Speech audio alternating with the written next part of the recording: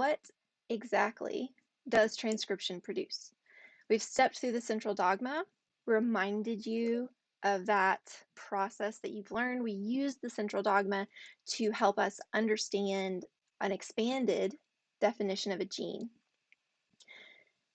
And in that central dogma, we know that we go DNA, RNA, protein. Transcription is that step where we go from DNA to RNA. But in this video, we're going to fill in some information in that gap. So that's still true. We're adding information to that. So what exactly does transcription produce? And then this product of transcription has to be processed. So what are the steps of that processing? What happens to that product of transcription?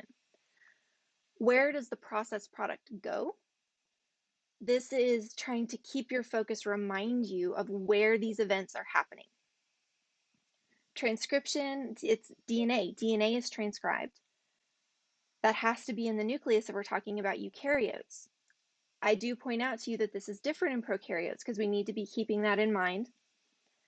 In eukaryotes, this happens in the nucleus because DNA is in the nucleus. So then where does that processed product go?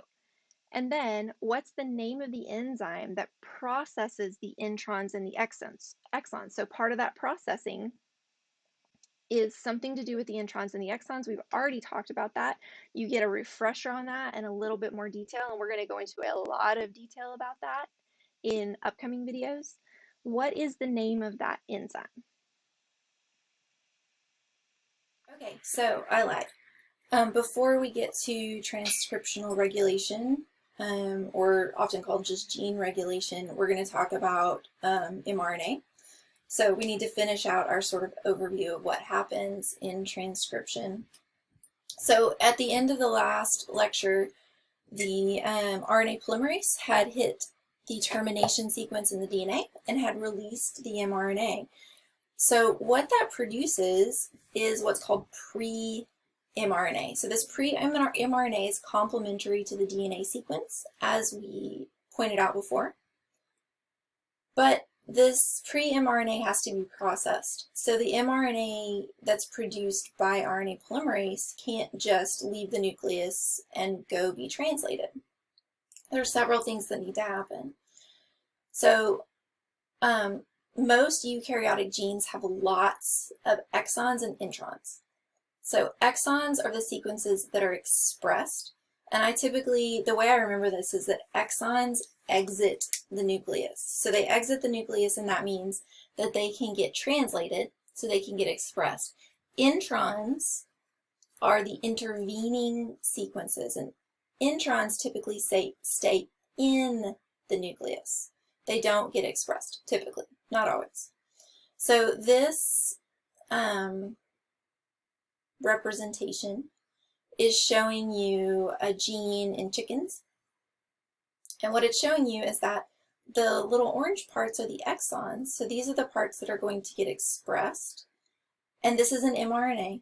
And all of the blue parts are introns. So these are parts that aren't going to get expressed. So how do we get exons that are going to exit, but introns that are going to stay in? But this is our mRNA. So what do?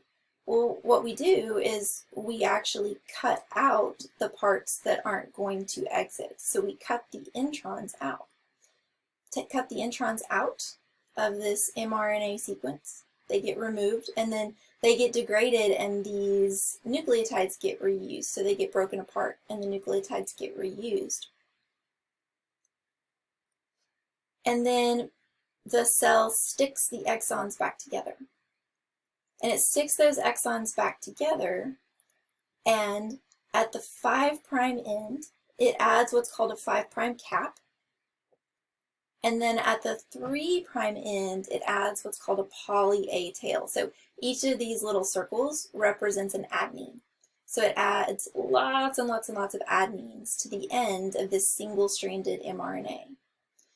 Once the introns have been removed, the 5' cap has been added, and the 3' poly A tail has been added, the mRNA is considered mature, and it can now leave the nucleus. So to show you, again, this is the same thing that we just stepped through. This is how your book depicts it. different ways of seeing this can help you understand it. So here is our pre-mRNA. It's unprocessed. It was transcribed from this strand of DNA. So the E's and the I's are showing you where the exons and where the introns are. The P is the promoter region. So here are our exons and our introns. Here is our pre-mRNA or unprocessed mRNA. Now we process the mRNA by adding the 5' cap and removing the introns, adding and pasting those exons back together, and then adding the poly A tail. So this is a mature mRNA that can now leave the nucleus and go out to get translated. All right, so what is the thing? How does this all happen? Because it seems like that's going to be kind of specific, right? Like we're cutting out pieces of DNA. We need to be careful about what pieces of DNA we're cutting out.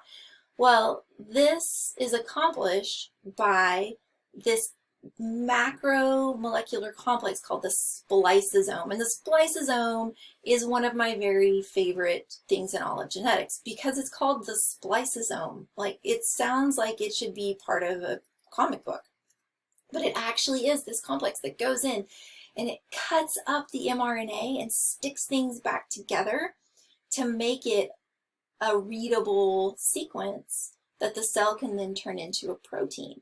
So with this understanding and this general concept in mind, this is where we're going to stop for today. And in our next set of lectures, we're going to go through exactly how the spliceosome does its job. And we're also going to talk about exactly how, so we went through transcription very generally, and we're going to talk about how transcription is regulated. So those cis and trans sequences, the promoter sequences. And we may talk just a little bit about termination. So that's where we will pick up in our next set of lectures.